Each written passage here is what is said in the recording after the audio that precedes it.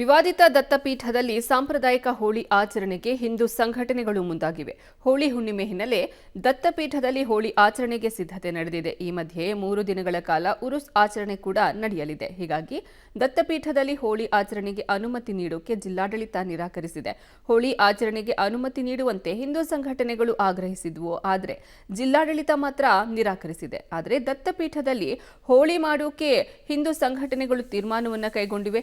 ಉರುಸ್ ಹಾಗೂ ಹೋಳಿ ಆಚರಣೆ ಹಿನ್ನೆಲೆ ದತ್ತಪೀಠ ಹಾಗೂ ಚಿಕ್ಕಮಗಳೂರು ನಗರದಲ್ಲಿ ಪೊಲೀಸರು ಕಟ್ಟೆಚ್ಚರ ವಹಿಸಿದ್ದಾರೆ. ಭದ್ರತೆ 800ಕ್ಕೂ ಹೆಚ್ಚು ಪೊಲೀಸರನ್ನ ಭದ್ರತೆಗಾಗಿ ನಿಯೋಜನೆ ಮಾಡಲಾಗಿದ್ದು ಯಾವುದೇ ಅಹಿತಕರ ಘಟನೆ ಸಂಭವಿಸದಂತೆ ಎಚ್ಚರಿಕೆಯನ್ನು ವಹಿಸಿದ್ದಾರೆ. ವಿಜಯಪುರ ಜಿಲ್ಲೆಯ ಇಂಡಿ ತಾಲೂಕಿನ ಲಚ್ಯಾಣ ಗ್ರಾಮದಲ್ಲಿ ಕಳೆದ ವರ್ಷ ಏಪ್ರಿಲ್ 3ನೇ ತಾರೀಕು ಜಮೀನಿನಲ್ಲಿ ಆಟ ಆಡ್ತಿದ್ದಂತಹ ಬಾಲಕ ಸಾತ್ವಿಕ್ ತೆರೆದ ಕೊಳವೆ ಬಾವಿಗೆ ಬಿದ್ದಿದ್ದ. ಸಾತ್ವಿಕ್ ಕೊಳವೆ ಬಾವಿಗೆ ಬಿದ್ದ 4 ಗಂಟೆಯಲ್ಲೇ ರಕ್ಷಣಾ ಕಾರ್ಯಾಚರಣೆಯನ್ನ ತಾಲೂಕಿನ ಆಡಳಿತ ಪ್ರಾರಂಭ ಮಾಡಿತ್ತು. ಕಾರ್ಯಾಚರಣೆಗೆ ತಾಲೂಕಾಡಳಿತ 2 Hitachi, 3 JCB, 4 tractor breakers, 1 hand drilling, 1 stone cutting machine, 1 water tanker ಬಳಕೆ ಮಾಡಿತ್ತು. ಈ ಎಲ್ಲ ಯಂತ್ರೋಪಕರಣಗಳನ್ನು ಬಳಸಿ ಸಾತ್ವಿಕ್ನನ್ನ ಹೊರ ತೆಗೆಯಲಾಗಿತ್ತು.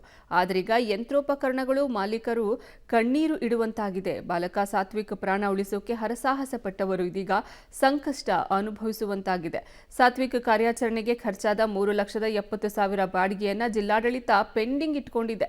ಕಳೆದ 11 ತಿಂಗಳಿಂದ ಬಿಲ್ ಪೆಂಡಿಂಗ್ ಇದ್ದು ಪ್ರತಿನಿತ್ಯ ಬಿಲ್ ಕೊಡಿ ಅಂತ ಯಂತ್ರೋಪಕರಣಗಳ ಮಾಲೀಕರು ಅಲ್ದಾಡ್ತಿದ್ದಾರೆ.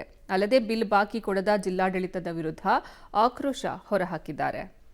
ಇಲ್ಲಿಗೆ DC ಆಫೀಸ್ಗೆ ಬರ್ಲಿಕ್ಕೆ ಕಾರಣ ಏನಪ್ಪ ಅಂದ್ರೆ ನಮ್ಮ ಊರಲ್ಲಿ ಲಚ್ಚಣ ಊರಲ್ಲಿ ಸಾತ್ವಿಕ್ ಅನ್ನೋ ಹುಡುಗ ಬೋರ್ವೆಲ್ದಲ್ಲಿ ಬಿದ್ದಿದ್ರಿ, ಕೊಳೆ ಬಳಕ್ಕೆ ಬಿದ್ದಿದ್ರಿ. ಬಿದ್ದ ಬಳಕ ನಾವು ಇಟಾಚಿ, ಟ್ಯಾಕ್ಟ್ರ, JCB ಎಲ್ಲ ಒಯ್ದು ಕೆಲಸ ಮಾಡಿದೇವ್ರಿ. ಅಲ್ಲಿ 24 ತಾಸು ದುಡ್ದಿದ್ದೇವ್ರಿ.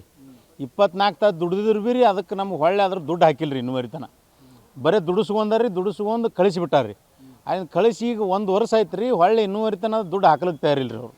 ಈಗ ಕೇಳೋಣ ಬರೀ ಅವ್ರ ಹೆಸರು ಇವ್ರ ಹೆಸರು ಹೇಳ್ಕೋತಿ ಸದ್ದು 1 ವರ್ಷ ಆಯ್ತು ಅಂದಾರ್ರಿ. ಈಗ ಹೊಳ್ಳಿ DC ಆಫೀಸ್ಗೆ ಬಂದಿದ್ದೇವ್ರಿ.